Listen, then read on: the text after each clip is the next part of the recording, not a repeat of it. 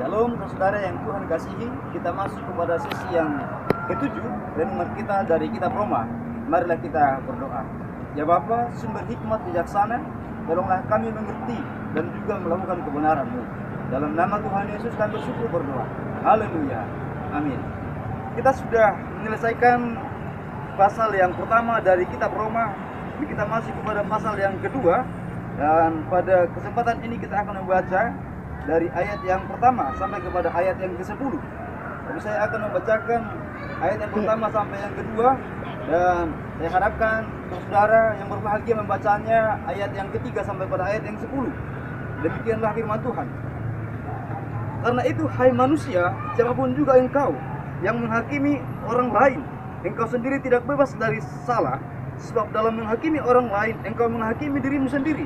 Karena engkau menghakimi orang lain menurut melakukan hal-hal yang sama. Tapi kita tahu bahwa hukuman Allah berlangsung secara jujur atas mereka yang berbuat demikian.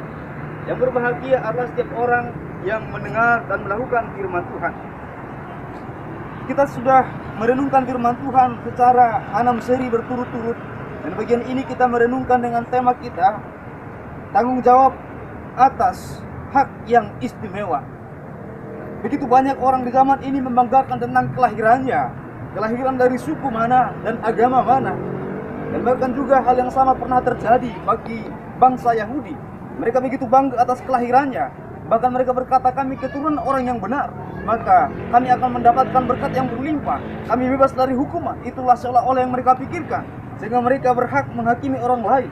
Tetapi bagian ini kita renungkan bersama-sama bahwa Allah benar-benar tidak memandang bulu siapapun mereka. Tidak memandang karena haknya, tidak memandang karena jabatannya, tidak memandang karena dari mana lahirnya, dari mana ia datang. Bahwa bagi Allah semuanya sama, dan setiap dosa haruslah dihukum. Jemaat Tuhan yang Tuhan kasihi, dari tema ini kita merenungkan bahwa dalam hidup ini kita bertanggung jawab atas hidup kita.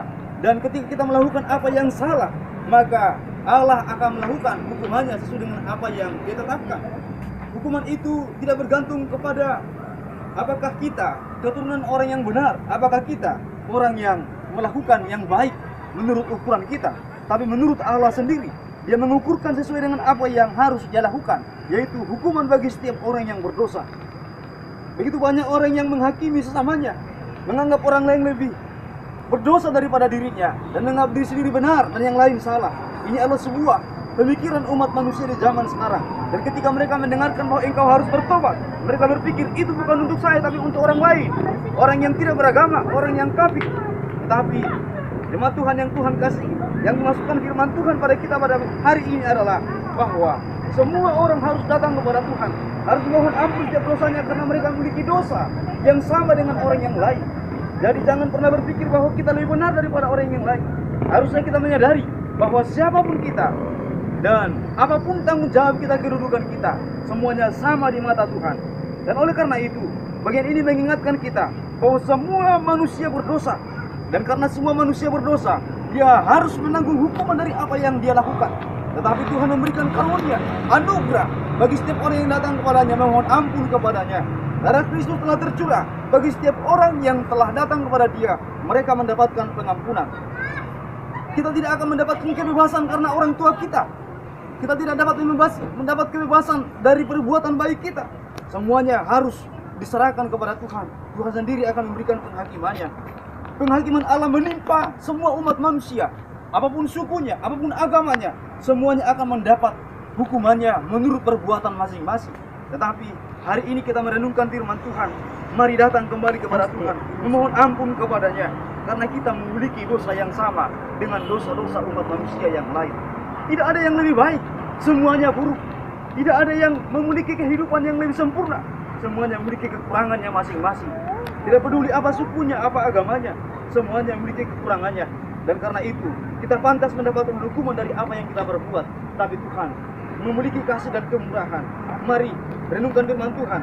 Jadi yang pertama bahwa tanggung jawab yang besar seharusnya disertai dengan kehidupan yang besar, menunjukkan tanggung jawab itu.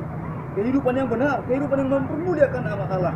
Tapi kebanyakan orang pada zaman ini, kehidupannya diarahkan untuk menyenangkan manusia, bukan menyenangkan Allah.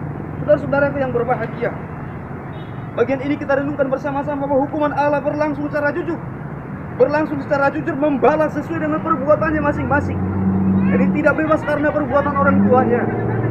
Jadi jangan katakan saya kelahiran orang Kristen sehingga saya bebas dari hukuman. Jangan katakan bahwa karena bapak saya pendeta maka saya bebas dari hukuman. Jangan katakan karena saya pendeta saya bebas dari hukuman, saya penginjil saya bebas dari hukuman. Tidak akan ada kebebasan jika bukan Allah yang membebaskan Anda. Jika bukan Allah yang mengampunkan Anda, tidak ada pengampunan itu. Semua manusia akan mendapatkan porsi hukumannya. Porsi hukumannya sesuai dengan perbuatannya. Jadi, saudara-saudara yang berbahagia, hari ini datanglah kepada Tuhan. Akuilah setiap perbuatanmu yang tercela, karena tidak ada satupun yang benar. Semuanya memiliki kekurangannya, semuanya memiliki dosa, dan semuanya itu haruslah memohon ampun kepada Tuhan untuk pengampunannya. Manusia tidak akan mungkin luput dari penghakiman Allah.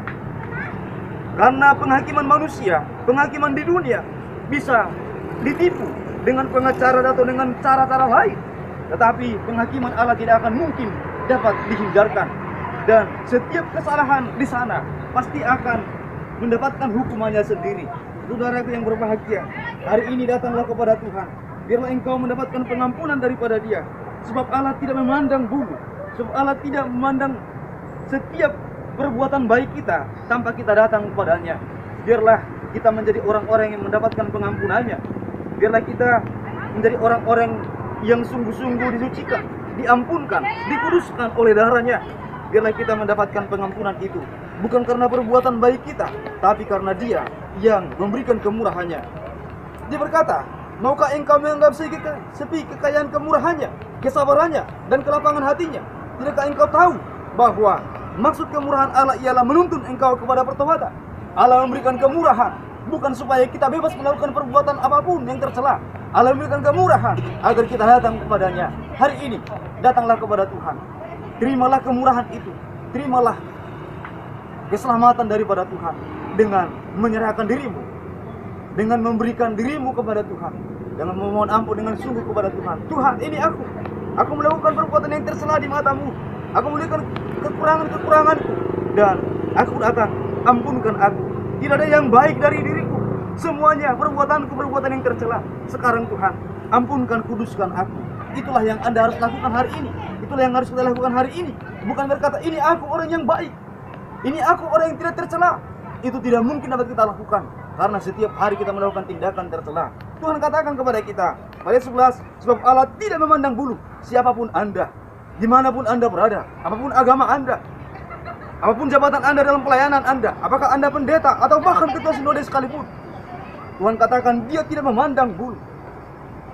Ketika Anda belum menyerahkan diri Anda kepada Tuhan, maka hukuman itu pasti akan datang kepada Anda. Tapi ketika Anda berkata, aku serahkan hidupku kepada Tuhan, aku mohon pengampunanmu, aku mohonkan darahmu yang tercurah untuk menyucikanku, maka pada hari itu Tuhan katakan, sabaslah engkau anakku. Tuhan katakan bahwa Dia memberkati, mengampunkan engkau. Kiranya renungan ini menyadarkan kita masing-masing bahwa tak satu pun di antara kita yang dapat lolos dengan perbuatan baik kita. Semuanya kita harus datang kepada Tuhan memohon ampun dosa kita. Kiranya Tuhan memberkati kita. Marilah kita berdoa. Ya Bapa, renungan ini sangat singkat bagi kami ya Tuhan. Tapi kami menyadari bahwa Engkau tidak memandang bulu ya Tuhan. Tapi kami menyadari bahwa Engkau memberikan kemurahan bagi kami.